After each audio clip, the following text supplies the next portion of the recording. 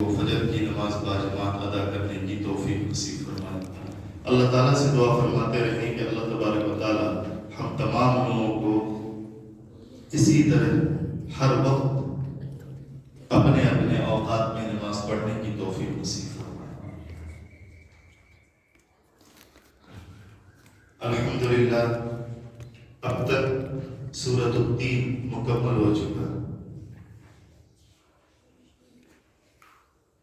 اب انشاءاللہ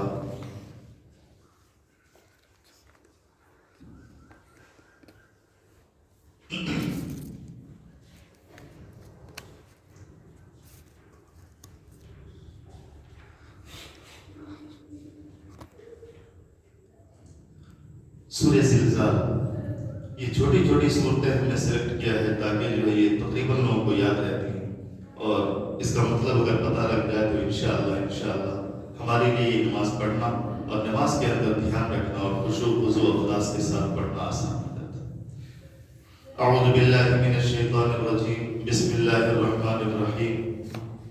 اذا زلزلت الارض زلزالہا، جب زمین اپنی سخت جنبش سے ہلا دی جائے گی، وَأَخْرَجَتِ الْأَرْضُ أَثْقَالَهَا، اور زمین اپنے بوجھ باہر نکال پھینکے گی، وَقَالَ الْإِنسَانُ مَا لَهَا، اور آدمی کہے گا کہ اس کو کیا ہو گیا ہے، يَوْمَئِذٍ تُحَدِّثُ أَخْبَارَهَا، اس روز زمین اپنی سب خبریں بیان کرنے لگے گی، بِأَنَّ رَبَّكَ أَوْحَىٰ لَهَا، اس سبب سے کہ آپ کے رب کا اس کو یہی حکم ہوگا، يَوْمَئِذٍ يَصْدُرُ النَّاسُ أَشْتَاتًا لِيُرَوْا أَعْمَالَهُمْ، اس روز لوگ مختلف جماعتیں ہو کر واپس ہوں گے تاکہ اپنے اعمال کو دیکھ لیں۔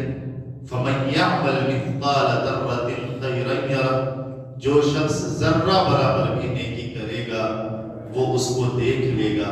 وَمَن يَعْمَلْ مِثْقَالَ ذَرَّةٍ شَرًّا يَرَهُ، اور جو شخص ذرہ برابر بھی بدی برائی کرے گا وہ بھی اس کو دیکھ لے گا۔ ترمذی شریف کی ایک حدیث میں حضرت انس رضی اللہ عنہ اور حضرت ابن عباس رضی اللہ عنہ دونوں سے روایت ہے کہ رسول اللہ صلی اللہ علیہ وسلم نے اذا زلزلت نصف قرآن کے برابر بتایا ہے۔ مطلب اذا زلزلہ کی اگر ہم تلاوت کریں گے، پڑھیں گے، تلاوت کریں گے، گویا کہ آدھا قرآن ہم نے پڑھ لیا، اور قل هو اللہ احد ایک تہائی قرآن کے برابر، اور قل یا ایھا الکافرون ایک چوتھائی قرآن کے برابر۔ اور ترمذی کی ایک اور روایت میں آیا ہے کہ اذا زلزلہ چوتھائی قرآن ہے۔ امام جزری رحمہ اللہ نے لکھا ہے کہ چوتھائی قرآن ہونے کا مطلب ہے کہ قرآن میں چار چیزیں ہیں، یعنی چار چیزوں کا بیان ہے: زندگی، موت، حشر اور حساب۔ یہ یاد رکھیں کہ قرآن کا خلاصہ کیا ہے۔ قرآن کا خلاصہ ہے زندگی، موت، حشر، حساب۔ زندگی، موت، حشر، حساب۔ زندگی، موت، حشر، حساب۔ یہ ہمیں بھی یاد ہو جاتا ہے، انشاءاللہ سب کو یاد ہو جاتا ہے۔ زندگی کا یہ جو ہے قرآن کے مضمون کہتے ہیں صرف چار ہے۔ قرآن کس پہ بات کرتا ہے؟ صرف چار چیزوں پر۔ کیا؟ زندگی، موت، حشر، حساب۔ زندگی، موت، حشر، حساب۔ اور اس سورے میں صرف حساب کا بیان ہے۔ یہ جو ہے نا، یہ اذا زلزلہ، اس میں صرف حساب کا بیان ہے، اور اس کو نصف قرآن کہنے کی وجہ یہ ہے کہ قرآن میں احوال دنیا کا بھی بیان ہے اور احوال آخرت کا بھی، اور اس صورت میں صرف احوال آخرت کا بیان ہے، لہذا یہ صورت ایک حیثیت سے نصف قرآن ہے اور دوسری حیثیت سے چہارم قرآن ہے۔ ایک روایت میں ہے کہ منکرین قیامت پوچھتے تھے، منکرین قیامت کا مطلب آخرت پر جو ایمان نہیں رکھتا، وہ لوگ پوچھتے تھے کہ قیامت آخر کب آئے گی؟ اس سوال کے جواب میں یہ صورت نازل ہوئی۔ اب اس صورت کے نازل ہونے کی وجہ بھی پتہ لگی کیوں نازل ہوئی؟ اس لیے کہ کفار و مشرکین پوچھتے تھے کہ اے محمد، تم تو کہہ رہے ہو قیامت آئے گی، قیامت آنے والی ہے، تو یہ تو بتاؤ کہ کب قیامت آئے گی؟ تو پھر یہ صورت نازل ہوئی، اور ایک پہر رات گزری تھی کہ اس کا نزول ہوا۔ رسول اللہ صلی اللہ علیہ وسلم نے فجر کا انتظار نہ فرمایا، اسی وقت گھر سے باہر تشریف لائے اور اس کی تعلیم فرمائی۔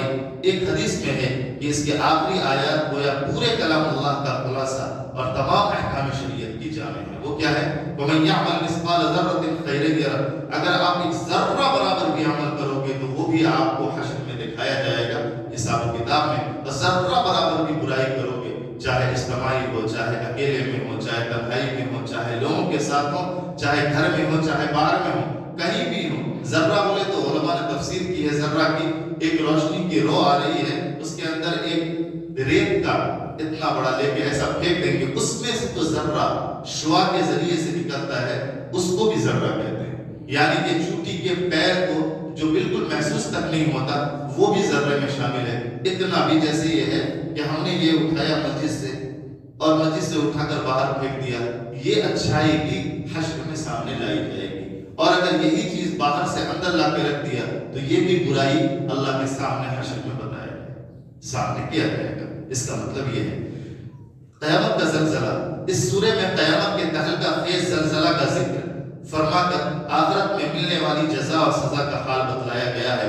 قیامت کی اصل حقیقت کیا ہوگی اس کا ٹھیک سمجھ لینا تو اس لیے ممکن نہیں کہ اب تک انسانی تجربہ میں ایسا کوئی واقعہ پیش آیا ہی نہیں جس کو مثال بنا کر وہ اس ہونے والے واقعہ کو سمجھ سکے.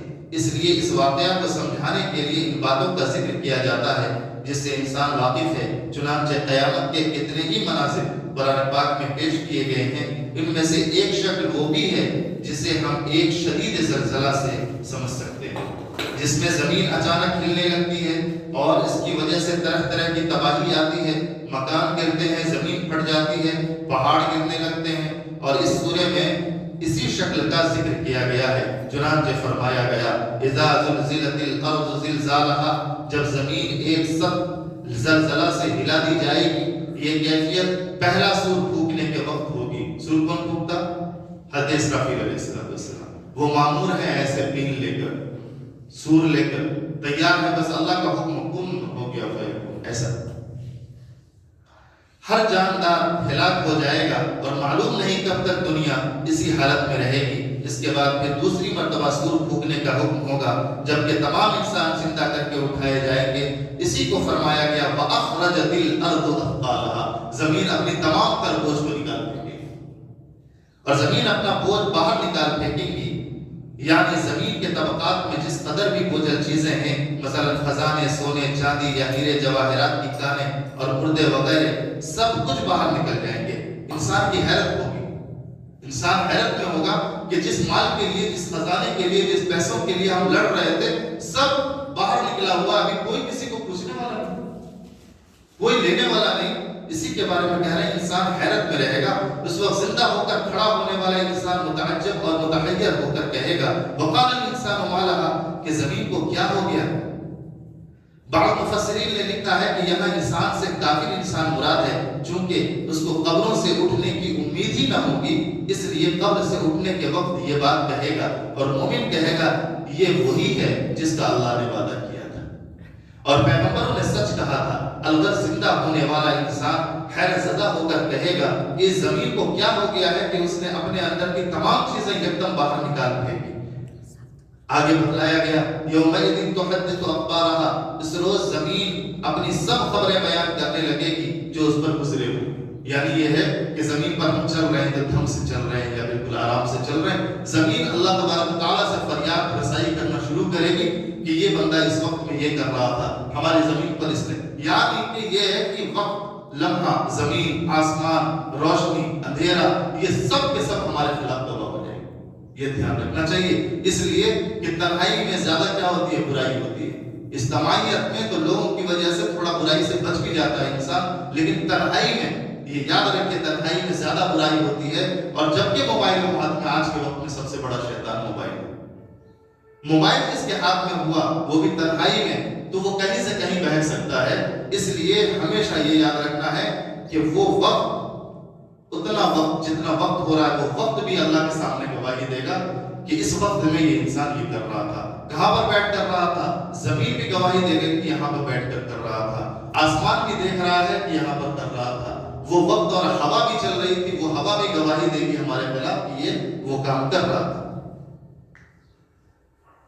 مثلا زمین کہے گی کہ فلاں شخص نے مجھ پر نماز پڑھی تھی، فلاں نے چوری کی تھی، فلاں نے خون ناحق کیا تھا وغیرہ ذالک. گویا آج کل کی زبان میں یوں سمجھو کہ جس قدر اعمال زمین پر کیے جاتے ہیں زمین میں ان سب کے ریکارڈ موجود ہیں.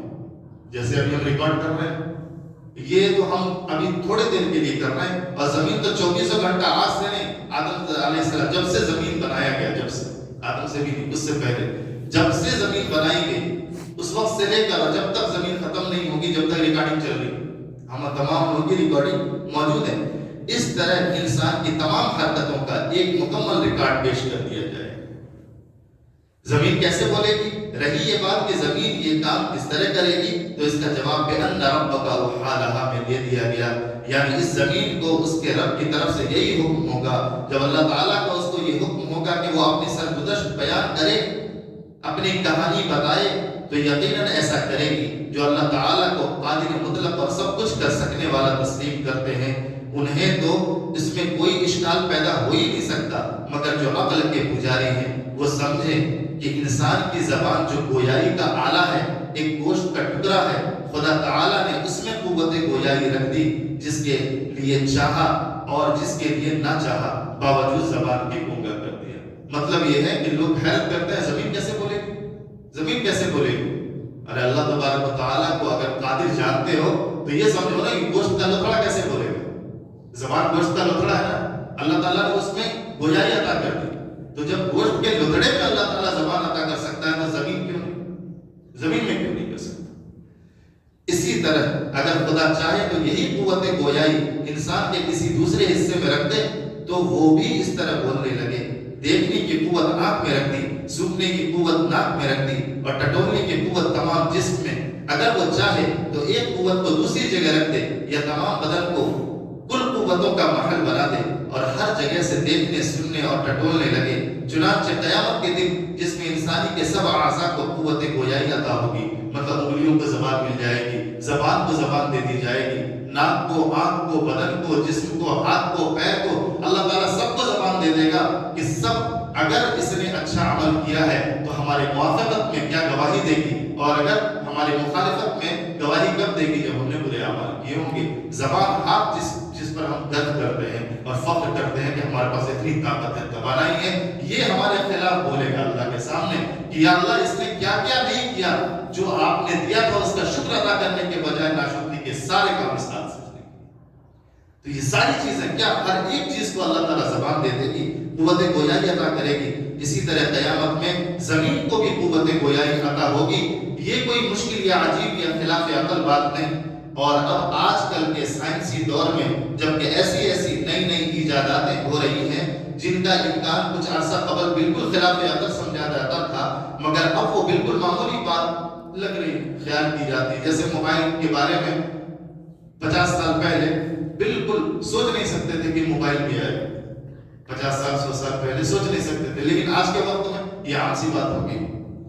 آگے اسی یوم قیامت کے بارے میں بتلایا جاتا ہے یومئذ یصدر الناس اشتاتا لیروا اعمالهم. اس روز لوگ مختلف جماعتیں ہو کر واپس ہوں گے تاکہ اپنے اعمال کی ثمرات کو دیکھ لیں. یعنی اس روز لوگ مختلف حالات میں دربار عدالت خداوندی سے حساب و کتاب سے فارغ ہو کر واپس لوٹیں گے. کوئی تو خوشی خوشی جنت کی راہ لیں گے اور ہمیشہ کے لیے آرام و راحت کے مزے دیکھیں گے، اور کوئی واصل جہنم ہوں گے تاکہ اپنے معاصی کی سزا بھگت سکیں. عمل کا ذرہ ذرہ سامنے آئے گا.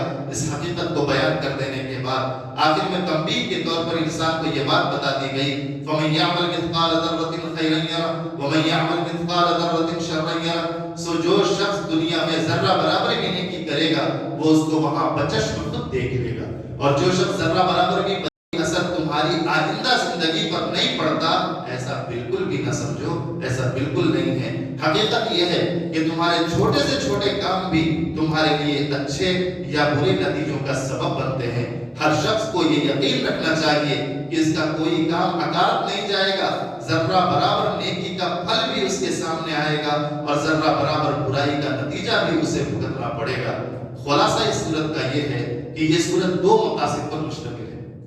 اس میں زلزال یعنی زلزلے کی خبر دی گئی جو قیامت سے پہلے واقع ہوگا، اور سارے انسان اپنی قبروں سے نکل کھڑے ہوں گے اور زمین انسان کے اعمال پر گواہی دے گی. نمبر 1. نمبر 2، لوگ حساب و کتاب کے لیے اللہ کے سامنے پیش ہوں گے.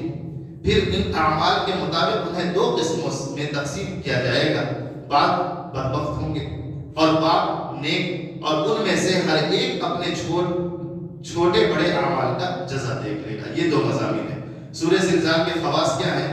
حضور اکرم صلی اللہ علیہ وسلم کا ارشاد گرامی ہے، جو اس سورہ کو اپنی نماز میں سورۃ الزلزال کو کثرت سے پڑھے گا، اللہ تعالیٰ اس کے لیے زمین کے خزانے کو کھول دے گا۔ مطلب یہ ہے کہ اللہ تبارک تعالیٰ اس کی تنگی کو دور کر دے گا۔ حضور اکرم صلی اللہ علیہ وسلم کا ارشاد گرامی ہے، جو آدمی اپنی نمازوں میں سورۃ الزلزال کو کثرت سے پڑھے گا، اس کو اللہ تعالیٰ ہر خوف سے امن عطا فرمائے۔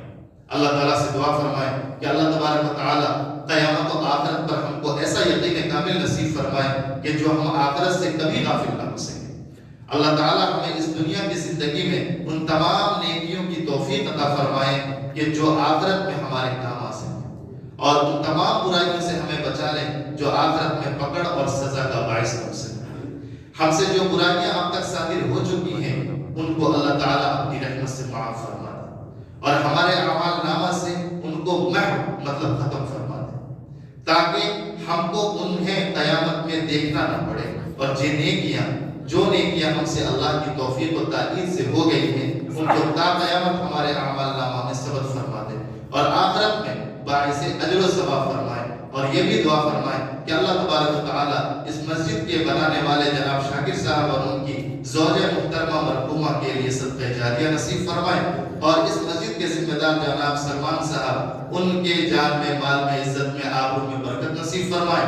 اور یہ ہم تمام لوگ اس شوق سے جو سن رہے ہیں کہ قرآن ہم سے کیا مطالبہ کر رہا ہے، اس کو ہم سوچیں اور سمجھیں اور اس کو سن سکیں اور اس پر عمل کر سکیں۔ اللہ تبارک و تعالیٰ سے دعا ہے کہ اللہ تبارک و تعالیٰ سورۃ الزلزال پر یقین جمانے کی توفیق نصیب فرمائے، اور اس کے ساتھ ساتھ اس پر عمل کرنے کی توفیق نصیب فرمائے، اور تمام مصلیان حضرات جو یہاں تشریف فرما ہے اللہ تبارک و تعالیٰ ان کے جان میں، مال میں، عزت میں، آبرو میں برکت نصیب فرمائے۔ سبحان اللہ بحمدہ، سبحانک اللہم و بحمدک، ونشہد ان لا الہ الا انت ونستغفرك ونتوب إليك۔ سبحان ربك رب العزة عما يصفون، وسلام على المرسلين، والحمد لله رب العالمين۔